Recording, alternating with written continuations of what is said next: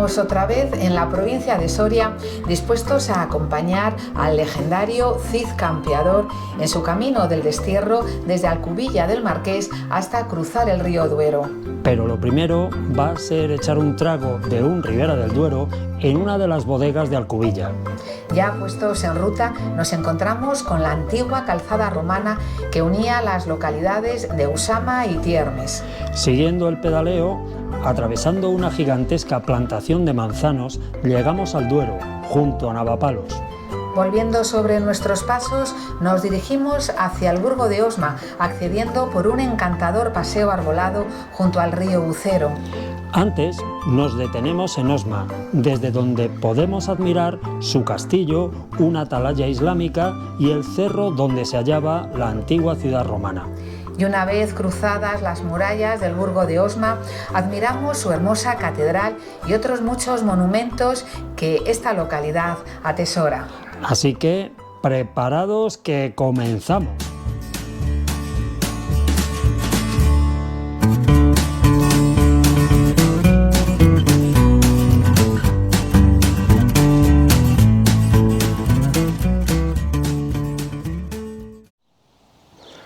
Hoy comenzamos nuestra ruta en un punto intermedio entre San Esteban de Gormaz y el Burgo de Osma, la localidad de Alcubilla del Marqués, la antigua Alcobiella.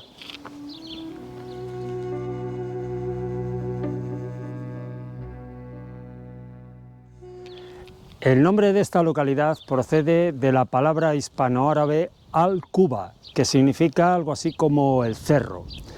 En nuestro caso, Alcobiella significaría pues el cerrito o algo así. En este caso está absolutamente lleno de bodegas y no es casualidad, pues aquí en este lugar es donde empieza la denominación de origen Ribera del Duero.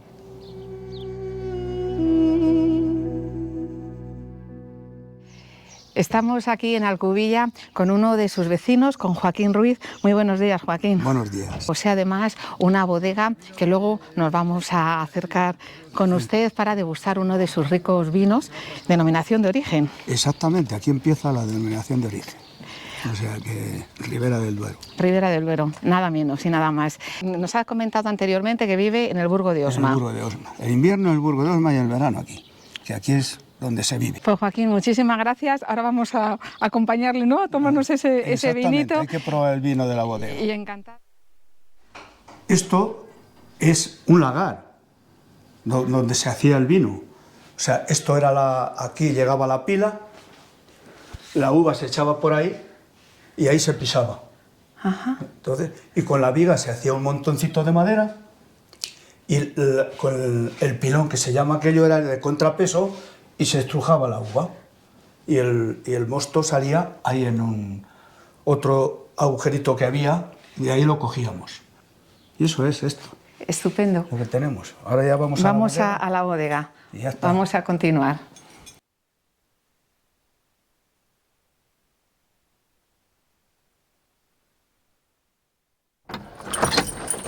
Ya está.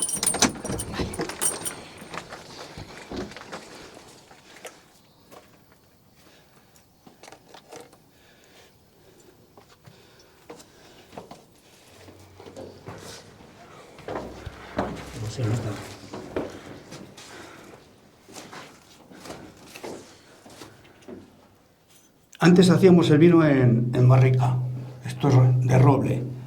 Ahora ya, como cuesta mucho lavarlo luego, bueno, todo sí. eso, Claro. lo hacemos en acero inoxidable, que es menos faena,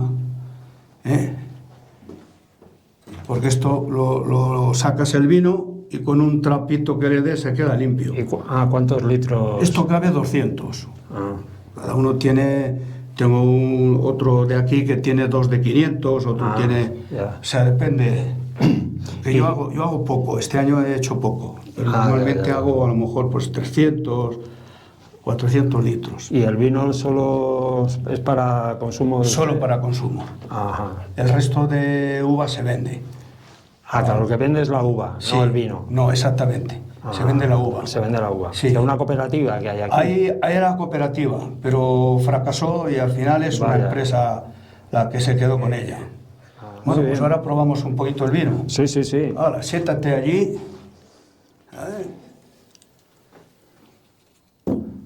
Hala. Coge chorizo.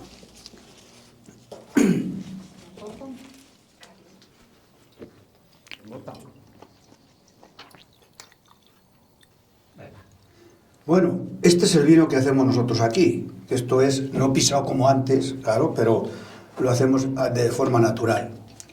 Al traerlo aquí, la fermentación es más lenta que en las cooperativas o bodegas, pues esto hay una temperatura entre 14 y 16 grados. Y en las bodegas lo pueden controlar ellos como quieran. Pues tienen su ordenador, lo refrigeran, no le dan calor. Y entonces ellos a los meses más o menos tienen el vino hecho. Nosotros tardamos 3 meses a tener el vino. Entonces por eso es mejor, en teoría, que lo que venden ellos. Ellos es más, el color más bonito, pero esto es un vino natural. Pues nada, muchísimas gracias, Joaquín, A y vosotros. a la salud de todos y a saborear este rico vino. Riquísimo. Esto está guardado como... Esto vale más que el tesoro que tienen los curas, que lo guardan ahí en el sagrario. Sí. Pues esto es igual, ¿sabes? Esto para nosotros es oro.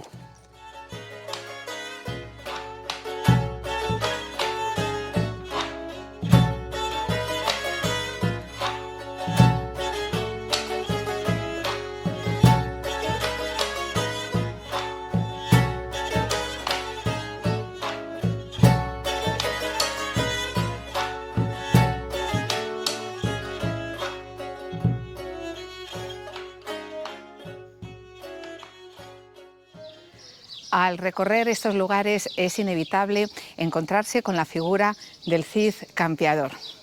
Y es que, efectivamente, en el cantar del Mío Cid, nada más abandonar este San Esteban de Gormaz, el poeta nos dice pasó por Alcobiella. Y además nos informa que aquí se encontraba la frontera entre cristianos y musulmanes. En concreto, en el verso 399 nos dice: pasó por Alcobiella, que de Castilla fin es ya. Nosotros ahora acompañaremos al Cid en su camino del destierro desde esta localidad hasta cruzar el Duero.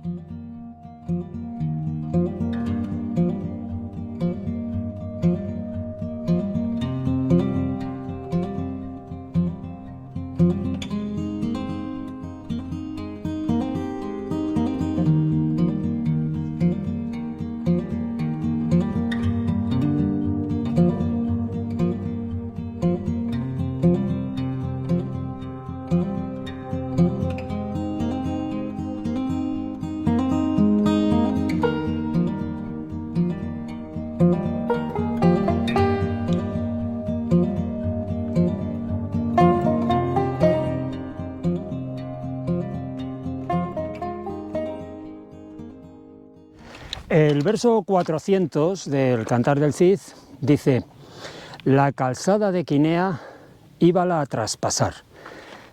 Esa calzada a la que se refiere el cantar es la calzada romana que unía Uxama con Tiermes. No nos dice exactamente por qué lugar la pasó, pero nos podemos hacer una idea de que fue por aquí. Según Isaac Moreno Gallo, efectivamente esta era la antigua calzada de Quinea, lo que es llamada calzada de Quinea en la Edad Media. El Cid no siguió esta calzada romana, ya que el cruce del Duero en tiempos de Roma, sin duda en la Edad Media, cuando el Cid campeador se encontraba impracticable. Lo que hizo fue buscar el lugar más cercano para vadear el Duero en condiciones. Y es hacia esa dirección precisamente hacia donde nos dirigimos ahora.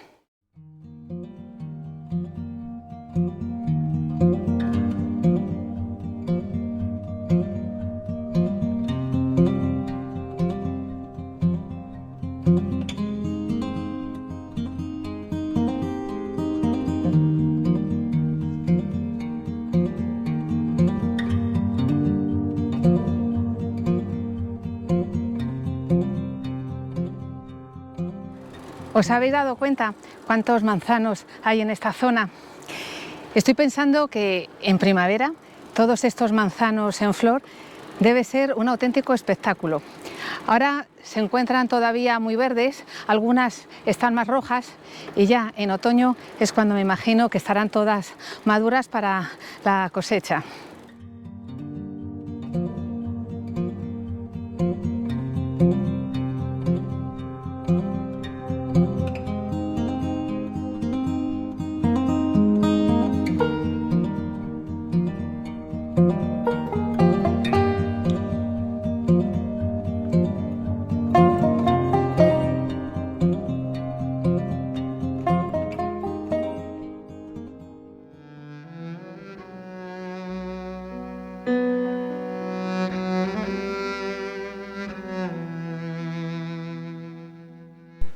En el verso 401, el cantar dice: sobre navas de palos el Duero va a pasar.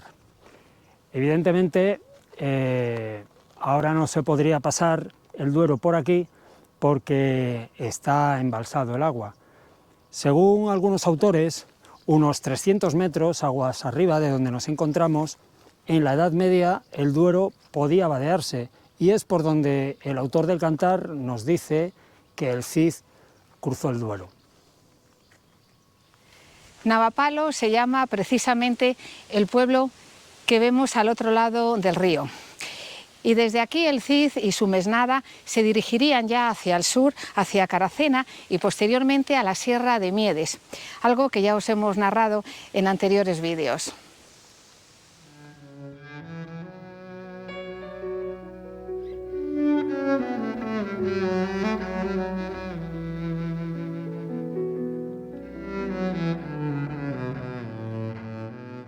Bueno, pues aquí abandonamos ya al Cid y a su mesnada, camino del destierro, y nosotros ahora nos vamos a una localidad cercana, cargada de historia y que además es sede obispal, el Burgo de Osma.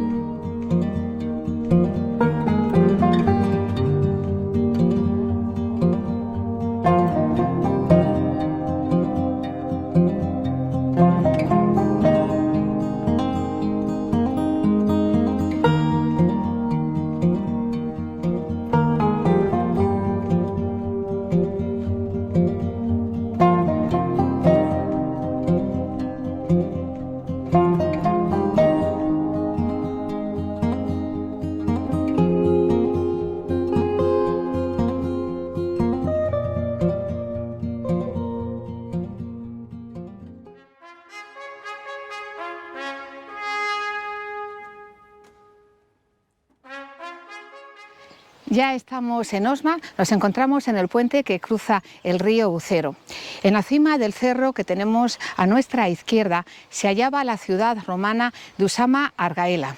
En un principio fue celtíbera.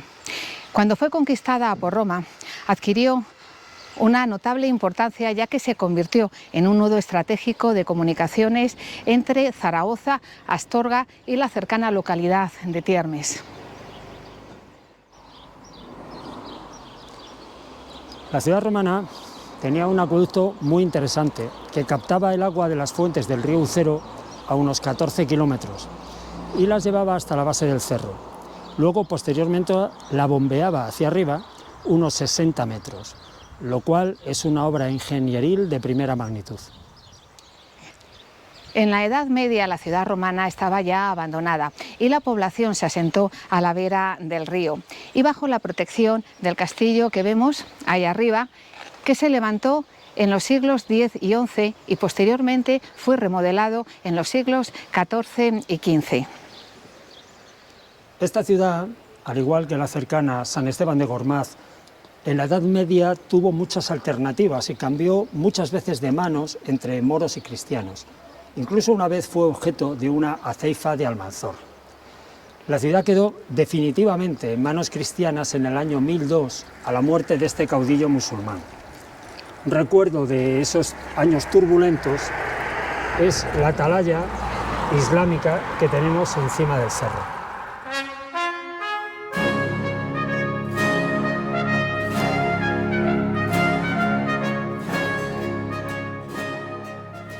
Cuando se creó la sede obispal de Osma, que es una de las más antiguas de España, se edificó la catedral al otro lado del río. Y poco a poco fue creciendo una población alrededor hasta que se convirtió en un burgo, el burgo de Osma, que es como se le conoce en la actualidad, y que tuvo entidad propia a raíz de un decreto del rey Alfonso VIII.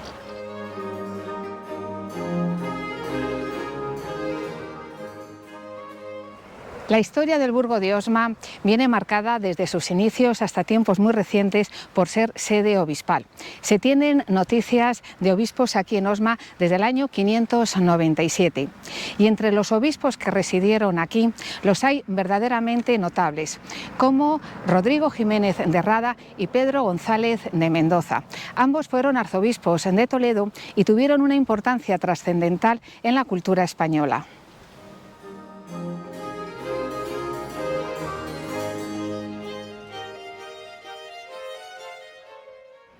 El burgo de Osma está declarado conjunto histórico-artístico, lo que nos da una idea que una visita completa nos llevaría mucho tiempo. Así que nos vamos a detener en los lugares y en los edificios más emblemáticos. Y vamos a empezar por la muralla, que fue levantada a mediados del siglo XV y que conserva algunos de sus tramos.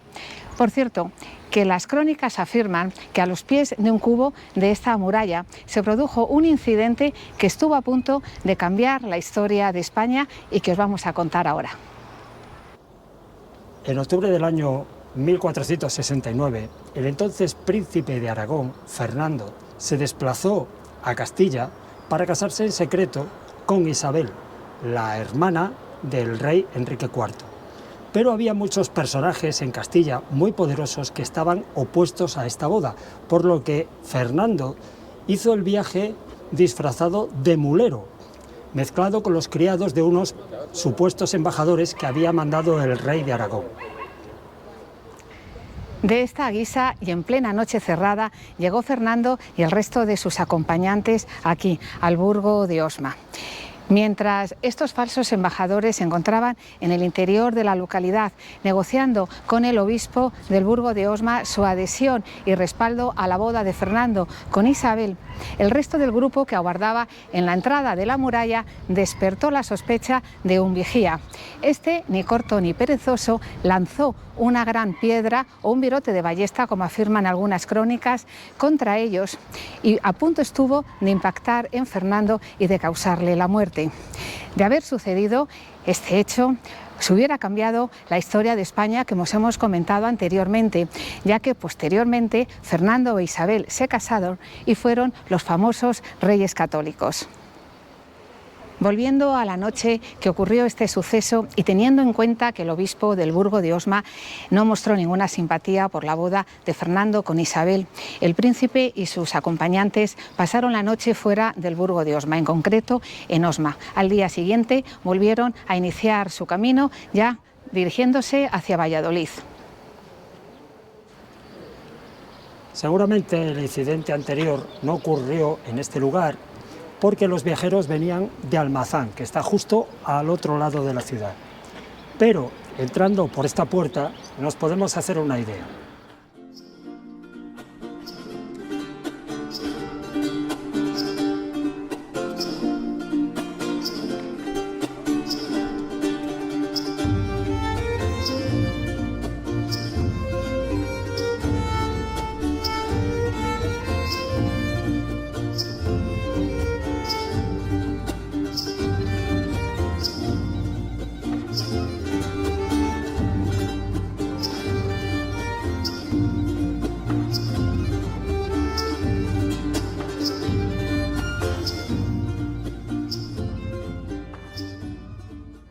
Entrando por donde lo hemos hecho, lo primero que vemos es la Catedral de la Asunción y su soberbia torre. En un principio en este lugar había un monasterio benedictino.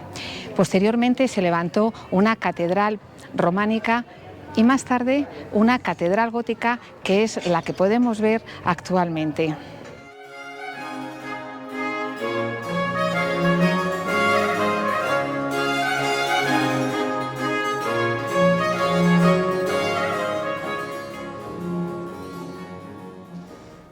Muchos de los obispos de Osma quisieron dejar aquí su impronta.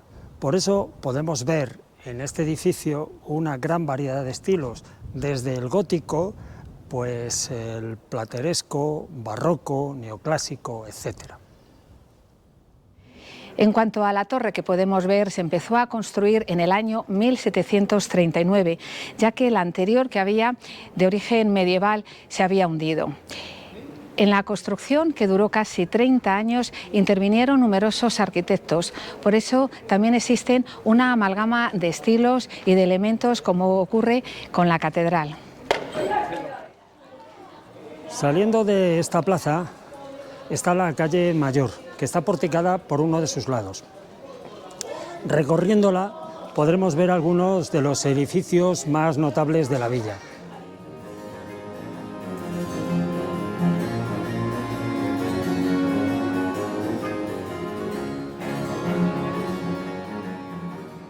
Cerca de la Plaza Mayor está el Palacio Episcopal y destaca esta puerta de entrada con una especie de doble arco festoneado que nos recuerda mucho a la entrada de las iglesias románicas segovianas del Valle del Duratón.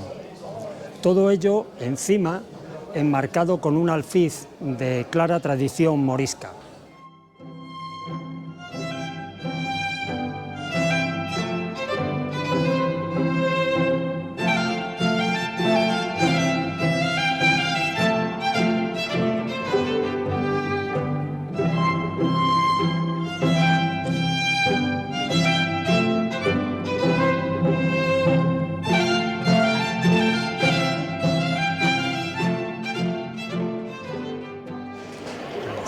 Recorriendo la calle Mayor salimos a la Plaza Mayor. Aquí podemos admirar dos de los edificios más emblemáticos del Burgo de Osma. Uno de ellos es el antiguo Hospital de San Agustín, construido a finales del siglo XVII con una traza inequívocamente herreriana. Justo enfrente está el edificio del Ayuntamiento, del año 1771. De un estilo también herreriano, aunque con unas trazas neoclásicas. Consta de una gran balconada para que las autoridades locales pudieran ver cómodamente los espectáculos que se hacían en la plaza.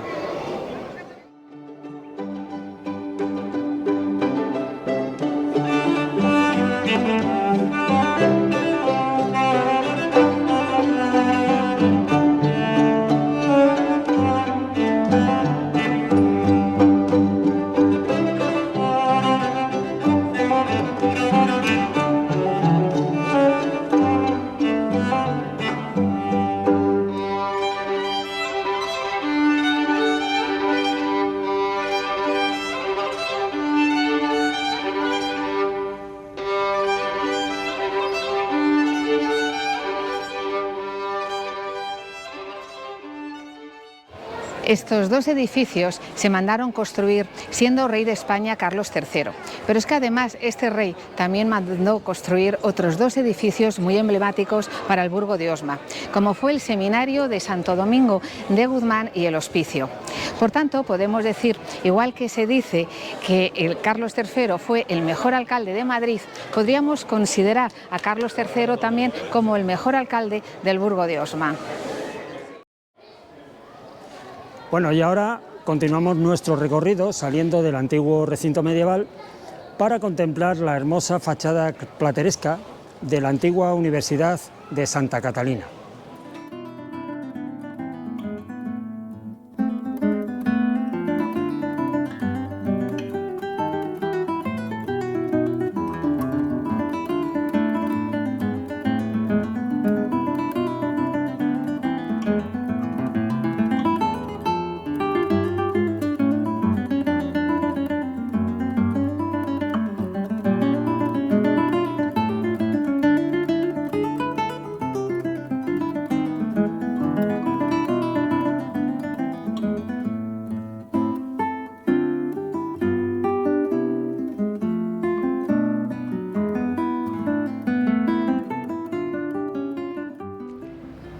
Y es que el Burgo de Osma también fue ciudad universitaria entre los años 1550 y 1841. En la fachada, en la parte superior, podemos ver el escudo de Felipe II, que fue el protector de esta institución, y en la parte inferior está duplicado el escudo del obispo Pedro Álvarez de Acosta, que fue la persona quien mandó construir la universidad. Esta fue una de las numerosas universidades menores que hubo repartidas por toda la geografía española. No obstante, tuvo algunos profesores de relumbrón, como Gaspar Melchor de Jovellanos, que fue una de las mentes liberales más importantes y preclaras del siglo XVIII español.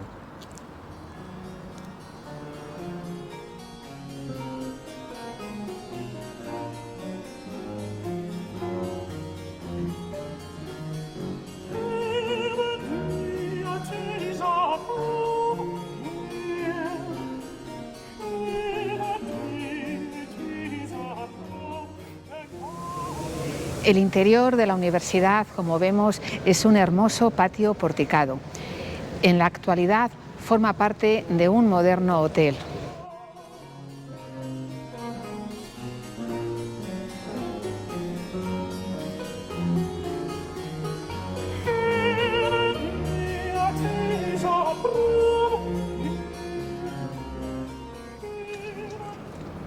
Bueno, en realidad nuestra visita termina aquí.